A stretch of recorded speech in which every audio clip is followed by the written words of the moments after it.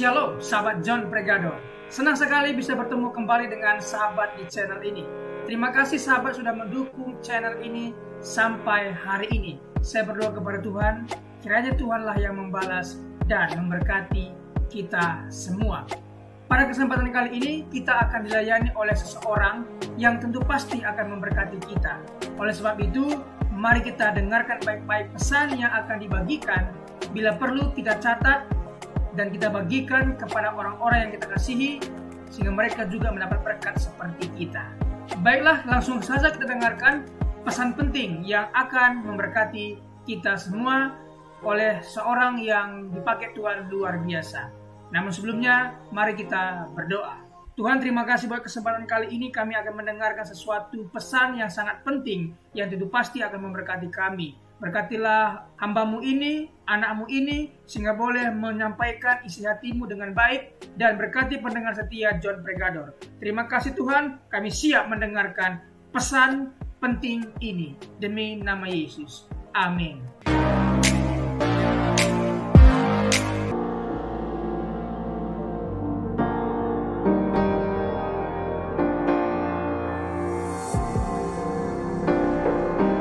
Shalom sahabat, senang berjumpa kembali dengan sahabat di channel ini.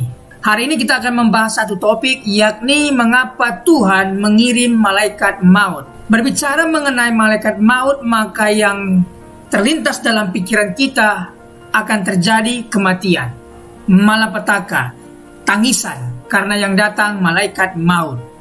Tetapi apa kata Alkitab? Mari kita pelajari sama-sama. Seiring dengan bimbingan rohani Alkitab, malaikat maut memainkan peran penting dalam menjalankan kehendak Tuhan. Mari kita jelajahi makna, pengertian, dan potongan-potongan cerita dalam Alkitab yang melibatkan malaikat maut. Pengertian dan peran malaikat. 1. Malaikat sebagai pelayan Allah. Malaikat memenuhi peran pelayanan sebagai memperingatkan, melindungi, dan menyampaikan pesan Tuhan. Inilah peran pelayanan yang dilakukan oleh malaikat, memperingatkan, melindungi, dan menyampaikan pesan Tuhan. 2. Malaikat sebagai makhluk spiritual. Malaikat tidak terlihat oleh manusia dalam bentuk fisik, namun mereka berinteraksi dengan dunia ini secara rohani. Jadi kita tidak bisa melihat malaikat secara fisik, akan tetapi malaikat ada bersama-sama kita, melindungi kita, dan menyampaikan pesan Tuhan untuk kita. 3. Malaikat sebagai pelaksana kehendak Tuhan. Malaikat menjalankan perintah dan kehendak Tuhan, termasuk membawa berita kematian atau malaikat maut. Kisah-kisah malaikat maut dalam Alkitab. 1. Musa dan malaikat maut. Malaikat maut menghancurkan pasukan Firaun, membebaskan bangsa Israel dari perbudakan di Mesir. Apabila kita mendengar Firaun dan Mesir dan Musa, maka kita akan mengingat 10 tulah yang Tuhan buat untuk Mesir. Dan tulah yang ke-10 adalah kematian anak sulung. Semua anak sulung yang tidak ada tanda di rumahnya, tanda darah domba itu, maka anak sulung yang ada di rumah itu akan meninggal. Itulah kedatangan malaikat maut. 2. Yudith Holofernes. Malaikat maut mempergunakan Yudith untuk mencabut nyawa Jenderal Holofernes, menyelamatkan bangsanya dari kehancuran. Jadi malaikat maut datang untuk membunuh demi menyelamatkan sebuah bangsa. 3. Kisah Yesus dan kematian. Malaikat maut hadir saat Yesus meninggal. Dia disalib, mewakili perpindahan jiwanya ke alam rohani. Malaikat maut tampil ketika mau menyabut nyawa seseorang. Peran malaikat maut dalam menjalankan kehendak Tuhan. 1. Pelaksanaan hukum dan keadilan Tuhan. Malaikat maut bertindak sebagai perantara untuk memberikan hukuman atau ganjaran atas kehidupan salah satu manusia. Ketika seorang mendapat ganjaran, dapat hukuman, maka yang berperan di sana adalah malaikat maut. 2. Mericapkan awal kehidupan yang baru. Malaikat maut juga mengantar jiwa manusia kehidupan kekal setelah menjalani dunia ini. Jadi yang hadir saat itu adalah malaikat maut. untuk mencabut nyawa seseorang dan membawanya ke alam kekal. Tiga, penyeimbang dalam rencana kehidupan. Malaikat maut membantu menjaga keseimbangan kehidupan antara kehidupan dan kematian. Jadi, malaikat maut hadir untuk menyeimbangkan kehidupan dan kematian. Berikutnya pesan dan pelajaran yang dapat dipetik dari hadirnya malaikat maut.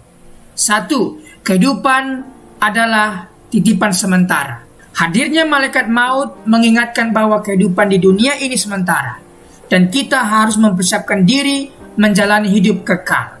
Jadi sekarang ini penentu kita mau meninggal, masuk neraka atau surga. Sekaranglah yang menentukan. Jadi ketika malaikat maut sudah tiba, tidak ada yang bisa menghalangi lagi karena dia diperintahkan Tuhan untuk mencabut nyawa kita. 2. Menyadari keberadaan rohani. Kehadiran malaikat maut mengajarkan pentingnya mengakui dan memahami dimensi rohani dalam kehidupan ini. Kita percaya bahwa malaikat maut itu ada. Dari situ kita sadar bahwa ada dimensi rohani. Setelah kematian, kita akan masuk ke dimensi rohani, yakni kehidupan kekal di api atau di sorga. Jadi sekarang ini engkau mendengar berita ini dan segeralah bertobat terima Tuhan, maka engkau akan mendapat kunci sorga itu. 3. Pemberian tanpa pengecualian. Malaikat maut merupakan perwujudan dari kasih dan keadilan Tuhan, membangun kepercayaan padanya yang memberikan kehidupan kekal untuk semua yang percaya. Tuhan memberikan kehidupan yang kekal dan tidak mengharapkan balasannya. Kita diberikan secara cuma-cuma. Kita tidak layak menerima kehidupan yang kekal itu karena kita semua sudah berdosa dan kehilangan kemuliaan Allah, tidak layak menerima sorga, tidak layak mendapat bagian di sorga. Karena kasih Tuhan, keadilan Tuhan, kita diselamatkan. Nah, jadi sahabat, hari ini kita tahu bahwa Tuhan mengirim malaikat maut untuk mencabut nyawa. Tetapi jangan takut. Malaikat maut yang mencabut nyawa ini untuk kebaikan kita, untuk kita bisa masuk bertemu dengan Bapa di sorga. Berikutnya pemahaman Kristen tentang kebutuhan akan malaikat maut. 1. Perlindungan dan penghiburan. Keberadaan malaikat maut memberikan perlindungan dan penghiburan saat seseorang menghadapi kematian atau kehilangan orang yang dicintai. Satu sisi kita kehilangan, tetapi itu sebuah penghiburan karena orang yang kita cintai ini setelah dipanggil Tuhan, dia mendapat bagian tempat yang terbaik di sorga. 2. Peneguhan keadilan Tuhan. Keyakinan akan keberadaan malaikat maut sebagai perantara keadilan Tuhan memberikan pengharapan serta menguatkan iman kita. Orang yang percaya dalam Tuhan, maka rohnya sudah dibawa kepada sorga. Itulah peneguhan keadilan Tuhan. Tetapi orang yang tidak percaya maka akan mendapat hukuman setimpal dengan apa yang dia perbuat selama hidup di dunia ini. Berikutnya, penerjemah antara dunia fisik dan rohani. Malaikat maut membawa jiwa dari dunia ini ke kehidupan yang kekal, menghubungkan antara dunia fisik dan dunia rohani. Malaikat mautlah yang menerjemahkan atau menjadi perantara antara dunia dan sorga. Kesimpulan dan implikasi dari pengiriman malaikat maut. 1. Keabadian kehidupan. Melalui malaikat maut, Alkitab mengajak kita untuk merenungkan arti kehidupan kekal dan persiapan kita untuk masa depan. 2. Rohani versus fisik.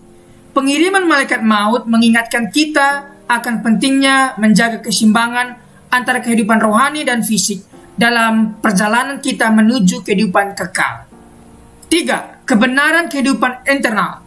Mengenali peran malaikat maut dalam Alkitab memberi kita wawasan tentang kebenaran, kehidupan kekal, dan importansinya dalam spiritualitas kita. Jadi inilah kesimpulan dan implikasi dari pengiriman malaikat maut kepada kita. Jadi jangan takut apabila malaikat maut, karena kita akan bertemu dengan Tuhan di sorga. Terima kasih sudah mendengarkan. Apabila sahabat punya komentar, punya saran, boleh tinggalkan di bawah video ini. Tuhan Yesus memberkati. Terima kasih sudah menyaksikan tayangan kami hari ini. Kami yakin kita diberkati melalui video ini. Banyak pelajaran yang bisa kita ambil. Catat, renungkan dan aplikasikanlah dalam kehidupan kita. Sahabat, dalam hidup ini, kita selalu diperhadapkan dengan pilihan-pilihan, mau memilih buruk atau baik pasti ada konsekuensinya yang akan kita pertanggungjawabkan di kemudian hari. Oleh sebab itu, firman Tuhan tegas mengatakan dalam Matius 12 ayat 36 setiap kata sia-sia yang diucapkan orang harus dipertanggungjawabkannya pada hari penghakiman.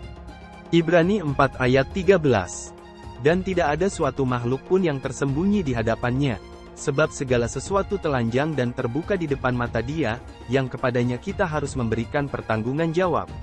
Oleh sebab itu kita harus senantiasa menjaga hidup kita sebaik-baiknya. Jangan sampai Tuhan mendapati hidup kita tidak ada bobotnya. Dengan terus menempel pada Tuhan, tekun mengikuti setiap firman rema yang Tuhan sampaikan, hidup kita akan senantiasa diisi oleh kebenaran. Terima kasih sahabat sudah mengikuti dan menyaksikan tayangan kami hari ini. Saya yakin dan percaya kita pasti diberkati melalui tayangan hari ini. Sahabat, bila diberkati dengan tayangan kami, marilah kita dengan murah hati share video ini kepada teman-teman kita yang lain, agar mereka juga tidak kehilangan informasi dan mereka juga diberkati. Diberkati untuk memberkati. Sahabat John Pregador, banyak sekali pelajaran yang kita bisa ambil dari sesi hari ini. Catatlah baik-baik poin-poin yang telah disampaikan, simpan dalam hati, dan diaplikasikan dalam kehidupan sehari-hari. Saya yakin dan percaya itu bisa menjadi pelajaran dan rema buat kita, sekaligus membuat kita bijaksana dan bertanggung jawab dalam menjalani kehidupan ini. Sahabat John Pregador, apapun yang terjadi dalam kehidupan ini, tetaplah percaya kepada Tuhan, bersandar kepada Tuhan, pegang firman Tuhan. Karena firman Tuhan adalah pedoman hidup kita, yang menuntun kita kepada jalan yang benar, yang membawa kita kepada keselamatan yang kekal. Jadi sahabat, mari kita mempergunakan waktu ini sebaik-baiknya. Selama hidup, selama masih diberikan kesempatan untuk berkarya, mari kita beri yang terbaik kepada Tuhan. Sahabat, apabila engkau dalam kesusahan, ingatlah firman ini. Marilah kepadaku semua yang letih lesu dan berbeban berat, aku akan memberikan kelegaan kepadamu. Pikulah kuk yang kupasang dan belajarlah kepadaku, karena aku lemah lembut dan rendah hati, dan jiwamu akan mendapatkan ketenangan. Diberkati orang yang mengandalkan Tuhan, yang menaruh harapannya kepada Tuhan. Ia akan seperti pohon yang ditanam di tepi air, yang merambat akar-akarnya ke tepi batang air, dan yang tidak mengalami datangnya panas terik, yang daunnya tetap hijau, yang tidak khawatir dalam tahun kering, dan yang tidak berhenti menghasilkan buah. Janganlah takut, sebab aku menyertai engkau. Janganlah bimbang, sebab aku ini Allahmu. Aku akan meneguhkan, bahkan akan menolong engkau. Aku akan memegang engkau dengan tangan kananku yang membawa kemenangan. Sebab aku ini mengetahui rancangan-rancangan apa yang ada padaku mengenai kamu. Demikianlah firman Tuhan, yaitu rancangan damai sejahtera dan bukan rancangan kecelakaan, untuk memberikan kepadamu hari depan yang penuh harapan. Tuhan memberkati engkau dan melindungi engkau. Tuhan menyinari engkau dengan wajahnya dan memberikan engkau kasih karunia. Tuhan menghadapkan wajahnya kepadamu dan memberikan engkau damai sejahtera. Tetaplah berpegang pada janji Tuhan. Diberkati sahabat John Pregador dimanapun berada. Pekerjaan apapun yang sedang dikerjakan, Tuhan buat berhasil. Darah Yesus buka dalam berkat, keberuntungan, keberhasilan, masa depan yang penuh harapan diberikan Tuhan kepada setiap pendengar setia John Pregador. Terima kasih, Tuhan Yesus memberkati. Mari kita berdoa. Tuhan Yesus, terima kasih buat hari ini. Kami percaya setiap hari adalah hari yang baik Engkau berikan kepada kami. Dan hari ini pun kami merasakan kebaikan Tuhan dan tidak ada alasan kami untuk tidak mengucap syukur. Terima kasih sepanjang hari yang Tuhan berkati. Terima kasih renungan kabar baik yang sudah kami dengar hari ini. Diberkatilah kiranya semua pendengar setia John Pregador. Dibukakan jalan berkat, jalan keberuntungan, keberhasilan mereka. Pekerjaan mereka berhasil dan beruntung. Keluarga mereka diberkati oleh Tuhan. Terima kasih Tuhan Yesus. Pertemukan kami di hari-hari berikutnya dengan keadaan sehat dan baik, diberkati oleh Tuhan Yesus. Terima kasih buat pembicara narasumber hari ini. Diberkati pekerjaan, usaha, bisnis apapun yang mereka kerjakan, Tuhan buat berhasil dan beruntung. Terima kasih Tuhan Yesus. Demi nama Tuhan Yesus kami berdoa dan mengucap syukur. Haleluya. Amin.